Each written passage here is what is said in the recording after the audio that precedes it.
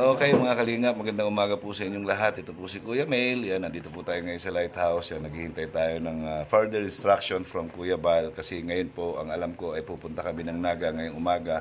Kami yung first responder doon para mag-receive ng mga bigas na darating i-deliver po kasi ngayon yun doon. So, walang tao ngayon doon sa landing pad. So, kami yung mauuna doon para mag-receive. And then, bibili na kami ng mga gamit pang repack para dire-diretso po habang nandoon kami, nagre-repack na rin kami. So, ayun po, yan, meron tayong i-interviewin ngayon na isang sakalam. Yan, sakalam ito na matatawag ko, isang sakalam. Yan, nandito po, bisita natin dito. Hindi natin bisita dahil taga rito naman din yan. Si Kuya Awe, yan, meron lang akong itatanong sa kanya na kung anong opinion niya. Tara. Okay mga Kalingap, ito po si Kalingap Awe. Ayan, good morning po Kalingap Awe. May buntag. May buntag magkaroon. May buntag. May buntag, may buntag karon. Ayan. Mga umaga, may umaga ngayon. Kasi ito yung tungkol do sa naggawa ako ng opinion ko in general, pero meron tayong naging isang basher doon.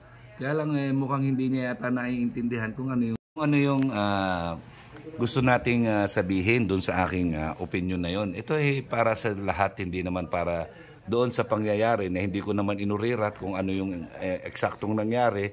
Yung sa akin payo lang para sa lahat, hindi lang para doon sa insidente na nangyari doon kila Dodong Ruel. So ito si Kalingap Awe, isa siya sa viewers natin noon. Kalingap Awe, yan, ikaw kung tatanungin kita, yung ginawa nating live opinion para doon sa insidente, para hindi na pamarisan ng karamihan yung masyadong feeling close, ano masasabi mo doon? Sa yung live mo? Oo, yung live ko.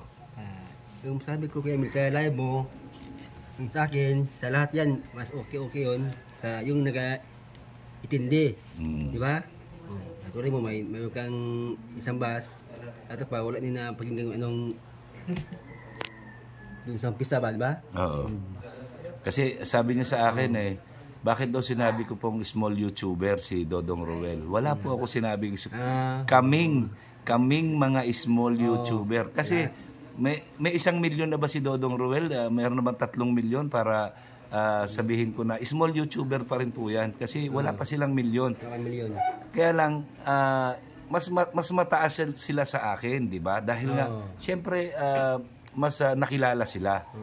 'Di ba kaysa sa akin. Hindi ko dinadown si Dodong Ruel, pero ewan ko yung sa dinig ng iba dinadown natin, nirerespeto natin yan si Ruel.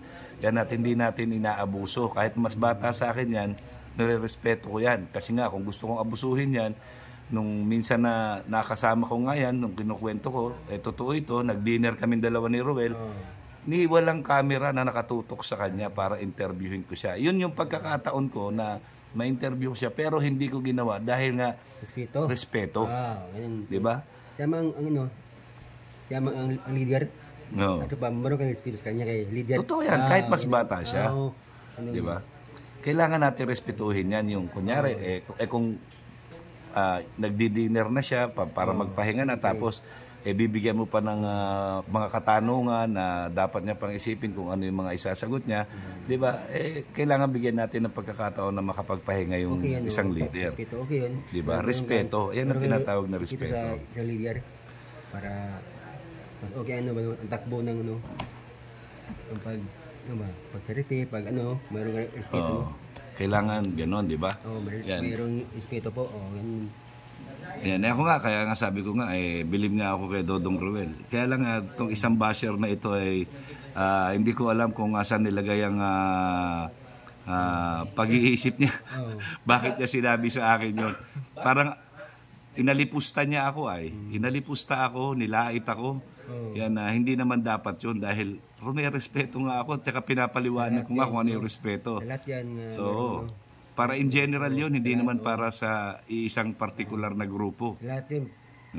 Pati sa iyong sarili yun, di ba? Para sa akin sarili. Pati ikaw. Pati ako. Dapat ka din mag-respeto. Tama. Oo. Di ba? Kasi para sa akin, paano kang irerespeto kung hindi ka marunong rumespeto? Di Sa ba? lahat yan, sa lahat. Para sa lahat yan. Pati ikaw. Pati ako. Oo. Walang ano yan, walang exemption yan. Pati ikaw. Yan. Kaya nga sinabi ko kami. Hindi ko sinabing kayo. Oo. 'Di ba? Magkakaiba yan. So sabi ko nga kada salita na binibigkas pakikinggan niyo mabuti. Oo. Yan kasi kung minsan mali yung pagkakaintindi ay. Baka ano niya, pag-open niya, yun lang. Una sa dun sa pag-umpisa mo, Wala. siya. Kung ikaw nga natatay, hindi ka nga nag-react Ang tingnan yung live mo. Oh. Okay, kasi para sa lahat. Para sa lahat. Di ba? Para sa lahat. Hindi ko nga sinabi kung ano yung pinag-awayan, kung paano nagsimula yung away, hindi. Ang sinimulan ko kagad kung paano rumespeto sa isang leader. Kay bata yan, kay matanda yan, dapat natin irespeto yan. Dahil siya yung nagdadala sa grupo. Sa leader. Kasi siya nga yung leader Hindi amo, leader. Oo, leader. Leader.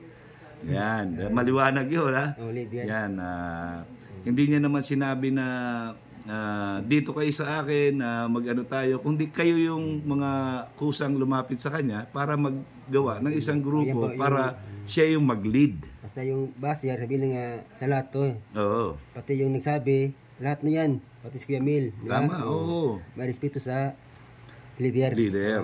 Yan. Kailangan yun ay. Kasi kung wala kang respeto sa leader, hindi ka kailangan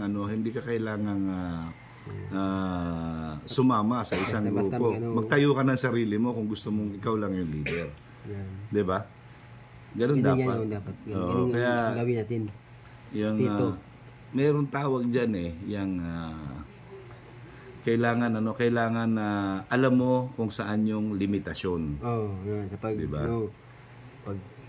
Yung prank, di ba? Oo. Tingnan mo yung mukha sa prank mo, tingnan mo mukha medyo ibang mukha, malungkot ba, meron di ba? Wag ituloy kay, di ba? Meron bang iniisip ng problema, di ba? Ituloy mo lalo yang di ba? Totoo. Saka yung alam mo yung pagkasinabing limitation. Dapat pa yun ito gawin. Kung hanggang saan ka lang. Kunyari, pagka yung mga seryosong usapin, kailangan Tingnan mo na. tatantyahin mo rin yung sarili mo kung pwede bang gawin o hindi. Hindi nga ito oras, ng panahon nga. Tama. Kung gusto mo, Gawin mo. di ba? Tama. Tingnan mo na kung anong mangyari pagtapos yan, di ba? Ganun yan. Yan. Pag-prank, no? Oo. Lahat, ba? Hindi dapat, hindi dapat... Basta yung gusto mo, di ba? So anong mga anong panawagan mo ngayon sa lahat sa Team Kalingap? Kasi Team Kalingap Sa partners. Dandahan lang maggawa ng mga prank, mga yan na iligay sa lugar, di ba? Iligay sa yung maayos na pag-usap, pagpatawa. Yung hindi masakit, di ba? Yung hindi magkano ng iba ba? Ikaw nga, di ba? Ikaw, joker ka. Pero may respeto pa rin ako sa iyo kahit na mas matanda ako sa iyo. Di ba? Ikay ko sa sa lugar nga. Dito, medyo malungkot. Wag mo na magpatawa kasi ating kasama, di ba? Nga malungkot. Depende sa sitwasyon. Lima dito. Tayo ito, pag malungkot, walang tahimik lang, di ba? Huwag kang magbiro kasi tahimik eh. Hindi mo alam kung ano yung ano yung nararamdaman o naiisip ng tao. Pasok mo, medyo sila masaya, pwede doon. Pwede ka doon magsabay, no? Pagpasok mo sa loob nga medyo tahimik, tahimik ka din. So, diba? Ano mapapayo mo sa lahat ng mga partners? Sa mga partner nga, sana yung sa atin ba, sa mga partner, ilagay sa tama nga, sa lugar nga, gusto ka magpabiro, di ba? Ilagay sa lugar, para wala masaktan, wala magalit, di ba? Tama. Lang, kita mo yung nag-live sila, wag mo na magbiro, di ba? Alam mo nang live, di ba? Nandiyan lahat. No? Yung mga masakit na mga salita, yung mga kahit biro-biro, di ba? Masakit, di ba? Kahit biro, masakit, pero ilagay sa tama. Ano kasi mga partner, di ba? Kasi hindi namang parang kailangan yung depende rin sa biro na gagawin mo, di ba? Depende. Depende lahat yan sa sitwasyon. Kaya lang seryoso yata si Dodong Ruel. Seryoso lang. Kasi nag-live din. Bago ka magawa ng gano'n, isip muna kung dapat magawin. Tingin muna sa paligid mo, kung okay ba, no? Ganun lang. Medyo lahat ng mga tao dyan, kung nagpabiro, pabiro ka, di ba? Ganun lang. So, ano naman, mabuti na lang si Dodong Ruel talagang mahaba ang pasensya, no? Yan, napakabait talaga, napaka-low profile. Yan, Serious. seryoso masyado sa lahat ng mga ginagawa mag-live niya. yan, serious yan? No? Oo. Serious? Kaya nga, dapat, ayan, no? Tatay na po yung kausap natin. Yan, mabutit na nakapanayam natin si Alam ko, Kalingap Awi. nangyari. Diba? Alam ko yun. Diba? Kaya nga natuwa ako nung nakita niya, naka-live ako ay. Nandun siya mismo sa loob. Ako magpakinggan, okay man kayo sa lahat man. Hindi man isang tao lang, di ba? Tsaka hindi natin inurirat kung ano yung pinagmula noon. Di ba? Yun ang importante doon. So, ayan, maraming salamat sa iyo, Kalingap Awi. Salamat din sa iyong sa akin. Yan, mabuti nandiyan ka palagi, may mga ganon. di ba nga sabi ko nga, hindi ako nag-i-stay sa iisang team. Lahat ng team tinitingnan natin, pinapanood natin. Kung merong dapat gawa ng reaction na payo, hindi aawayin. Payo o advice, gagawin natin yan para sa lahat. Para sa ikabubuti ng samahan. Dahil nga tayo ay one Kalingap, one family. Siyempre, kapag tayo ay naka-live, hindi nawawala na sina-shoutout natin ang Team Rochelle, di ba? Ang Team Danjoy, ang Team Edsy, ang Team Brooks. Team Brooks, yan. Lahat ng team, inaano natin yan. So, wala sa ating problema. Yan, in general tayo. Kahit hindi Kalinga, basta, di ba? Out din, di ba? Lahat yan, di ba? Lahat suportahan natin. Tao, di ba? Hindi, sabi ko nga, di ba, ang lagi kong example, merong 5 ulam. Lahat yan kinakain mo. Pero sa 5 ulam na yan, meron kang isang binabalik-balikan. Di ba? Ayan, so, ayun lang, Kalingap Awi, maraming salamat sa iyo. Salamat din sa iyong pag-salamat, thank you, sa ulitin. Kasunod naman. Bye-bye. Bye-bye. Bye-bye na? Bye-bye. Bye-bye.